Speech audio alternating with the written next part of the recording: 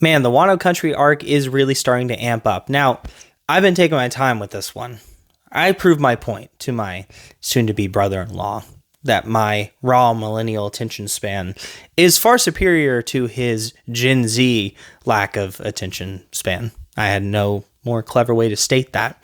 So I've slowed down in watching One Piece. Doesn't mean I've stopped. I'm just taking my time with it, you know?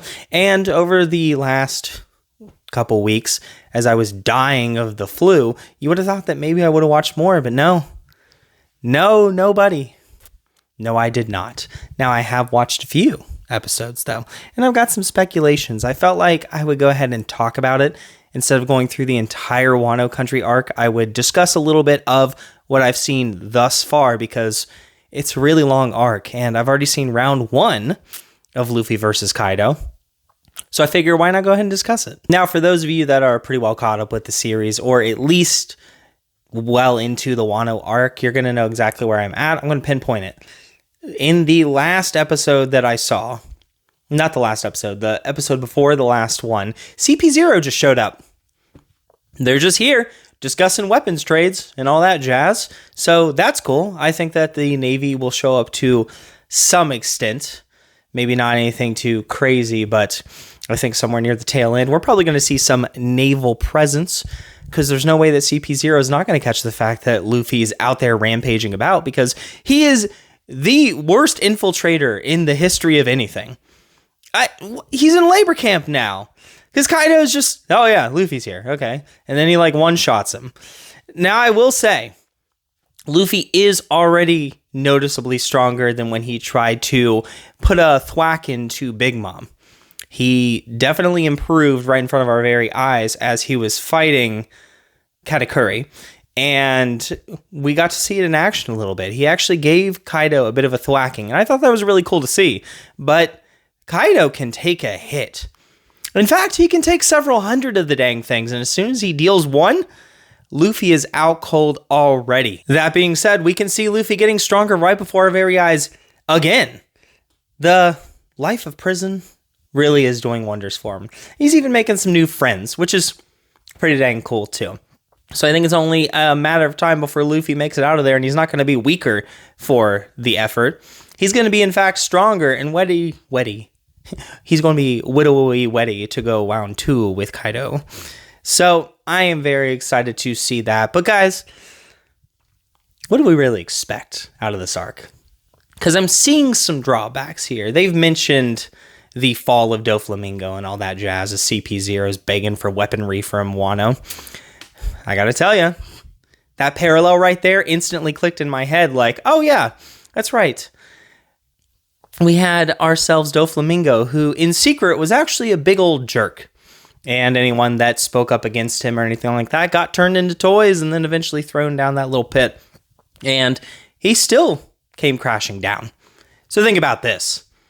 What's really going to happen to Kaido? Okay, obviously he loses or anything like that. But even thinking from an outside's perspective, we're in a world here where the people did in fact rise up against Doflamingo as soon as they found out the truth, even though half of them were treated pretty dang well. There's no chance for Kaido. Oh my gosh. The way that people are treated? No, not happening. Kaido, make no mistake, could have absolutely led Wano in a respectable fashion, and then people wouldn't have even wanted to overthrow him. As far as they know, Oden, he was overthrown, family line's done, Kaido won, whatever. But the fact of the matter is, he just couldn't be bothered. The country is in ruins. It's absolute crap. There's a small handful of people that are being treated well. A small handful. How do you really think that's going to go down? Okay? I think this is a no-brainer. Honestly, I think that Luffy and the allies that are brought into the country are enough. I think they're enough to just take out Kaido and his peeps. Big Mom showing up does definitely put a damper on it, and then you need to put a little more effort in. But the fact of the matter is, no, Kaido's donezo. It's just going to be the icing on the cake that I know that Luffy is going to be the one to take him out, because that's the case. He went round 1 with Kaido and lost. You don't just go one round and then that's the end of the story. Nope. He got thwacked by Kaido. He's got to do the thwacking back. That's how Luffy works.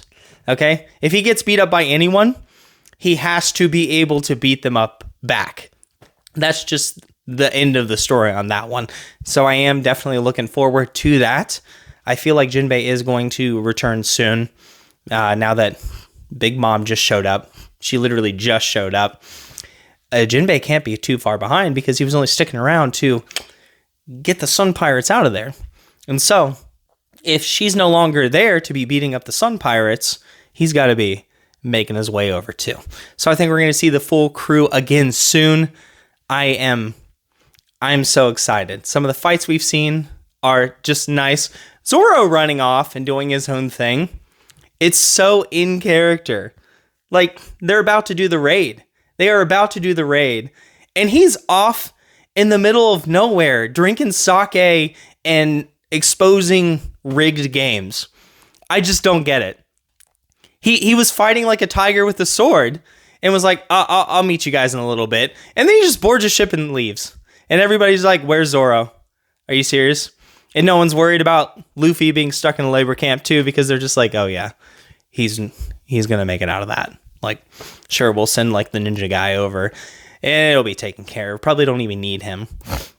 And honestly, you don't. Honestly, you don't. But I do think that it's going to be a bit of a big prison escape. I don't think Luffy's going to be the only one out. I think Kid's going to help out. And what's his face with the long tongue? Maybe he'll help out too. Maybe he'll just slither away like he seems to want to do. But I do think that a lot of people from that labor camp are going to get liberated. And they're probably going to help out Luffy too. Because, you know, they're being mistreated as well. Because again, Kaido and his allies are idiots that can't just treat people with a bit of common decency. And in a world where there are people that are treated significantly better but still aren't being treated well, and they uprise against the people that are oppressing them, how do you think this is going to end? I mean, honestly, this one right here is probably the biggest no-brainer of all time. I don't think you would even need a face like Momonosuke, someone that's in Odin's line, as an official figurehead to overthrow Kaido in order for people to have someone to rally behind. I think that Luffy's sufficient. Luffy alone, they probably would have rallied behind him all the same. What do you think? What do you think? Armored Luffy? He's not talking because he's plastic. I don't know why I just did that bit there. But hey, please, everyone, leave a like and subscribe. I appreciate all of you. Sorry I had to cut the video a lot. I've had to go through coughing fits as I'm recording this because I'm still recovering from the freaking cold. So please, guys, take my skit videos, my funny videos, go watch those and share them. Let's get this channel big, everyone. Let's get this channel out there. I'm a funny guy. And I appreciate every single one of you. Oh, wait, before I go, though, I want to know your guys' thoughts. Any of you that are ahead of me, don't spoil anything, please. But let me know if I'm on the right track of anything. And let me know, guys, any thoughts, any theories you have.